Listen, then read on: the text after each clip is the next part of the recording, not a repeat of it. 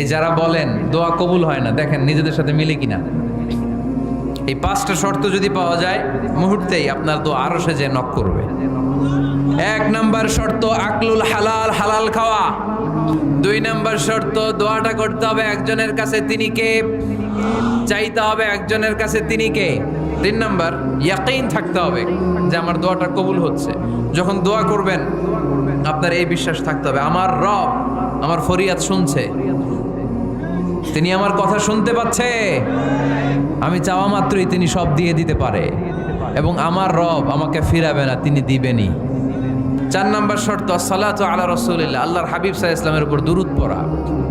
কুল্লু দুআ মাহজুব মাওকুফুন বাইনাস সামাই ওয়াল আরদ, আমরা যা দোয়া করি সব আকাশ জমিনের মাঝখানে পেন্ডিং হয়ে থাকে। মা লাম ইউসাল্লা আলাইহি, আল্লাহর হাবিব বললেন যতক্ষণ না আমার উপর দুরূদ শরীফ পড়া হয়। 5 নাম্বার সর্বশেষ শর্ত হলো